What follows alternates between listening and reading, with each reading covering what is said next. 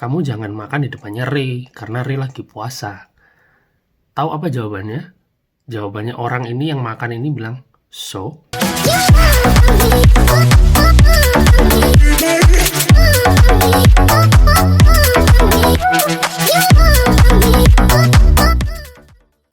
Selamat pagi. Aku baru bangun ini. Ini adalah hari Jumat, tanggal 24 April 2020, di mana hari ini bertepatan pada tanggal 1 bulan Ramadan, yang mana aku lagi sahur. Nih Bu Rina lagi masak buat sahur. Masak apa, Bu? Sapo tahu sama tofu. Katanya masak sapu tahu. Gampang katanya, tinggal cemplung doang. Sorry ya, ini suaranya lagi suara kodok karena beneran baru melek juga. Belum cuci muka, belum apa. Jadi aku sempetin buat video. Oke. Di bulan Ramadan ini akan menjadi hal yang berbeda karena tidak akan ada sholat raweh di rumah masing-masing. Bahkan tidak akan ada sholat berjamaah dan sholat id karena state of emergency di Ontario diperpanjang sampai bulan apa? Bulan Juni ya? Bulan Juni? Mei. Tapi tetap kita akan tunggu, tiap detik ada berita baru, jadi langsung ditunggu aja. Jadi orang Islam di Kanada, di luar negeri itu gampang-gampang susah, teman-teman. Aku membandingkan menjadi orang Islam di Indonesia dan di Kanada karena aku mengalami hidup di dua tempat yang berbeda. Jadi orang Islam di Indonesia itu lebih gampang. Karena apa? Karena jumlahnya banyak, masih bisa mengingatkan satu sama lain, terus masih bisa menjaga satu sama lain, masih istilahnya kalau kalian ada apa-apa masih ada pegangan satu sama yang lain gitu loh. Kalau di Kanada ini benar-benar kamu sendirian, kamu nggak ada. Sebagai orang Islam, aku ngomong agama sedikit ya, aku bukan orang yang mengerti agama, cuman aku bercerita tentang apa yang aku rasakan, apa yang aku alami selama ini. Jadi perbedaan ketika aku menjadi orang Islam di Indonesia dan Kanada itu sangat mencolok sekali. Aku kayak nggak ada apa-apanya gitu di Kanada. Jadi aku sebagai orang Islam yang bener-bener, kalau dulu ustadku ngomong kita ini sedang diuji dengan menahan lapar dan haus dan nafsu. Jadi kalau waktu di Indonesia aku ya, iya menahan lapar, menahan haus, menahan nafsu. Ya sekedar gitu aja. Ya biasa aja dari sahur sampai buka puasa. Karena yang lain juga ikut-ikutan puasa gitu loh. Karena yang orang-orang di sekitar kita juga ikut-ikutan menahan lapar, tidak marah dan lain sebagainya. Tapi kalau di sini di Kanada nggak semua orang Islam. Jadi di sini tuh bebas. Ada orang mau marah, ada orang mau berpakaian seksi yang mengganggu matamu, maksudnya dalam tanda kutip mengganggu puasamu.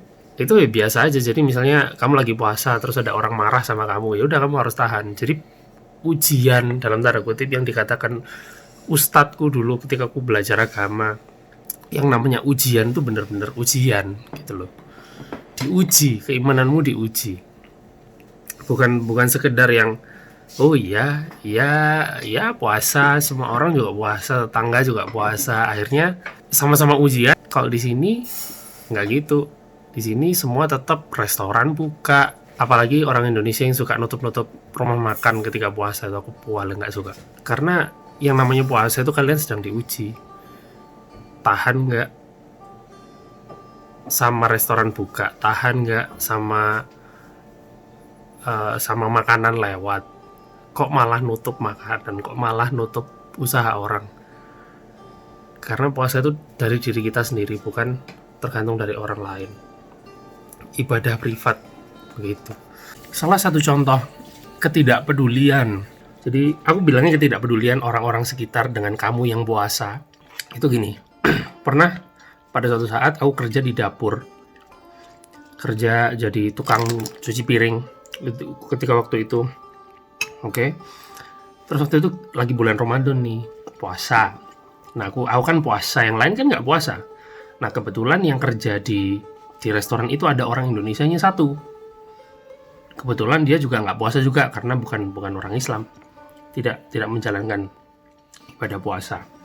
Jadi si orang Indonesia ini ngerti, kamu lagi puasa ya, sorry ya kalau kita makan di depanmu.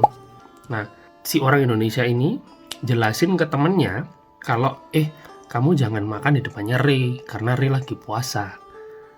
Tahu apa jawabannya? Jawabannya orang ini yang makan ini bilang, so kenapa? Emang aku nggak boleh? Terserah aku dong mau makan di mana. Jadi sebegitu tidak pedulinya orang di sekitarmu dengan kamu yang puasa. Jadi benar-benar puasa ini ibadah individual. Hanya kamu dan Tuhanmu yang tahu. Hanya aku dan Tuhanku yang tahu bagaimana istilahnya nilaimu berpuasa. Apakah kamu dinilai berhasil atau tidak? Jadi seperti itu. Bukannya malah, aku puasa nih, kamu nggak boleh makan di depanku. Kamu nggak boleh kelihatan makan di depanku. Aku tergoda. Lah, justru malah kamu puasa itu tahan dirimu gitu. Karena orang lain di sekitarmu nggak peduli kamu mau puasa atau enggak. Bahkan jangan sampai kelihatan kalau kamu itu lagi puasa. Puasa hari ini akan ditempuh dalam waktu berapa jam ya? Sekitar 14 jam. 14 jam atau 15 jam. Jadi sahur subuhnya jam 5, buka puasanya jam 8.40-an. Gimana kita menjalani puasa di Kanada? Puasa di Kanada yaitu aku seperti yang aku bilang tadi, berat. Dibilang berat ya lumayan, dibilang nggak berat juga nggak bisa diremehkan gitu. Sorry, aku lagi sahur juga makan buah, lagi nunggu masakannya Burina matang. Udah matang ya? Oh sudah matang ternyata. Ini sahur pertama dimasakin sama Burina. Terima kasih Burina.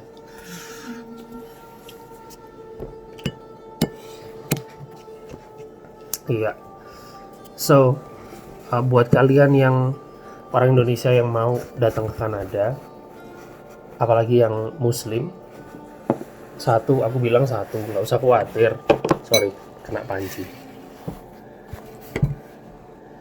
Nggak usah khawatir untuk melakukan ritual atau ibadah sebagai orang Islam. Di sini terjamin, semua agama dijamin, nggak ada diskriminasi. Entah kalau masalah rasis, misalnya orang yang nggak suka sama Islam itu kan pribadi ya. Kita nggak bisa handle. Cuman pemerintah menjamin keamanan dan kebebasan kita untuk beribadah. Cuman yang gitu, dari sisi pribadi kita sendiri, ketika kita melakukan ritual ibadah sebagai orang Islam di sini, itu yang namanya, kalau Pak Ustadz bilang ujian, nah itu bener-bener real bahwa itu ujian gitu loh. Kamu benar-benar diuji. Bagaimana orang lain di sekitarmu tidak puasa, mereka gak ngurus sama emosimu. Kadang-kadang kamu kalau orang puasa kan haus, lapar kan, mood ini kan naik turun ya. Jadi bisa ke-trigger dengan satu kata atau dengan satu perbuatan yang bikin moodmu jelek, itu bisa langsung drop gitu, atau bisa langsung marah kamu. Nah, ya benar-benar ujian gitu loh, karena orang-orang di sekitar yang tidak puasa ya nggak ngurus kamu. Oh kamu puasa ya? Oh sorry. Oh kamu puasa ya? Ya wis aku tak makan di belakang. Nggak ada di situ. Jadi secara socially di lingkungan sekitar sini, mereka cenderung bodoh amat kamu mau puasa mau enggak. Mereka nggak peduli karena puasa itu masing-masing kan. Jadi ya bodoh amat ya. Dan yang kedua, keuntungannya perbedaannya puasa di Indonesia dan di sini adalah, kalau kalian di Indonesia masih ada yang ngingetin ya. Kalau kalian masih ada adzan, buka puasa ada adzan di luar masjid, adzan berkumandang di masjid, waktu berbuka, waktu sholat. Kalau di sini nggak ada. Misalnya kayak bahkan sahur, imsak, pasti di masjid ada yang halo-halo ngingetin imsak. Di sini nggak ada. Semuanya pure kamu harus tahu sendiri, tahu waktunya, kapan imsak, kapan subuh, kapan buka puasa. Setiap hari harus tahu waktunya.